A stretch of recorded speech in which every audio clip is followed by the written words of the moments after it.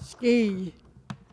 Shailani Dagwadoa, Skina Dagwadoa, Kinela, Gajihi, Tuti, Gea, Knowledge a Gaya, Giwonisti. My name is Shirley Jackson Oswalt, but no relation to Andrew.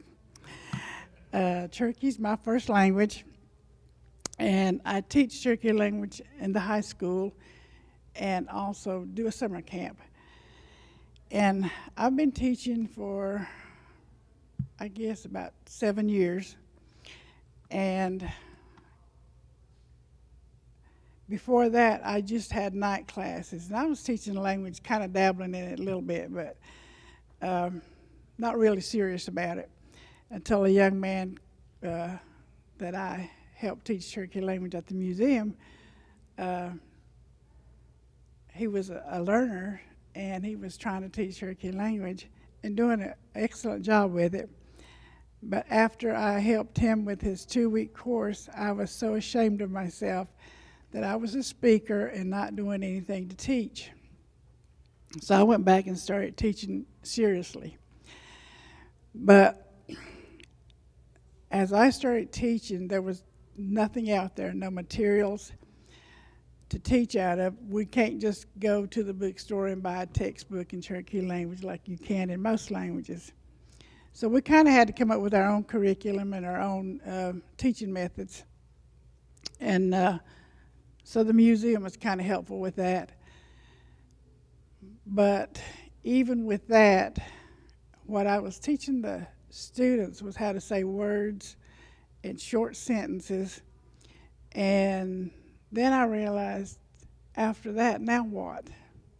They weren't moving on. They weren't learning to speak. They were just saying short sentences in words.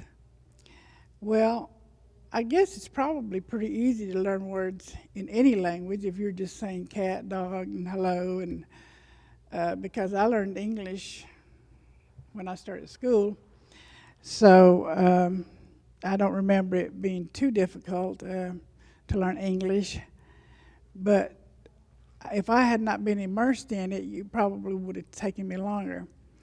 So as time went on, I would talk to people, and I would talk to other teachers and about teaching methods and how students learn and how languages are the best way to learn a new language. And the best way to learn is if your parents speak and it's spoken in the home. That's the best way to learn a language. But we've let too much time pass, and we did not take the responsibility of teaching our kids in the home. So now we're at a place where we're trying to catch up.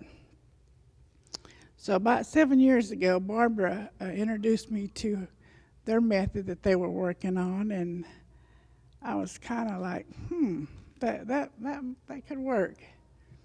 So I was kind of impressed with it, but they were still working on it. That was kind of like the early stages.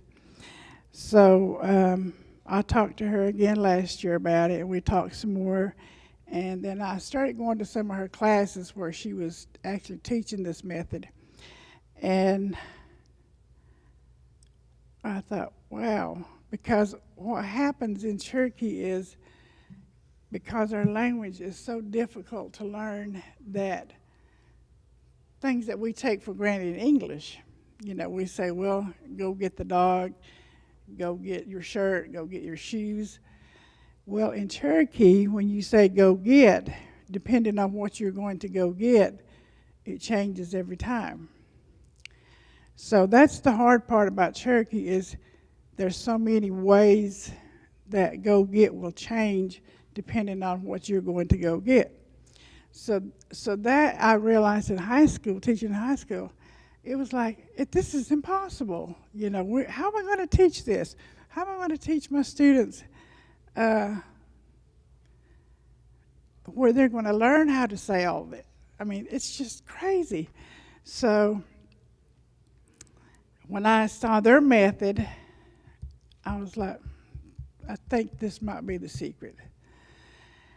And I'm a firm believer that my Creator does not do anything halfway. So there has to be some form, some way of explaining Cherokee language. It's just that it's never been explained to me on how it works, because since it was my first language, I'd never had to worry about it until I started teaching it. So then when you start teaching it, you only have time to teach. You don't have time to research on the patterns of the language and how it might work and those kinds of things. So when I saw that method, their method, then I was really impressed, because I thought, that makes sense. All of a sudden it made sense to me. Every now and then, Barbara will say a word just a little bit different from the way I say it, but it doesn't change the meaning, okay? Now, different dialects will say a word just a little bit different from me, but as long as it doesn't change the meaning, it doesn't matter. Now, if you're saying a cat is a dog, then of course that's not correct. Or if you're calling red blue. But if you're just saying it a little differently, like you do any language, if you learn to speak it a little bit different, that's okay. But what we were looking for was a method that could help our students to become more fluent, or to become fluent. Because at the rate we're going in the teaching methods we have now, we just get to a certain point, then we stop. And all of our students are just stuck there. Well, I think this method, from what I've seen, and I support this method, and our children this summer will be using it, and we'll also be introducing it to our adults to use, because we think that it's going to work, because there's some patterns there that we have never studied. Because like I said, as a teacher, I don't have time to study how Cherokee language works.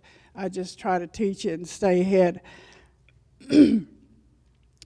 But when you are a speaker, Cherokee language just comes natural to you, and you just speak it. But as a teacher, you really have to think about how you're teaching, and how are my students learning, and are they ever going to be fluent? So I think in order for them to become fluent, we have to find those patterns.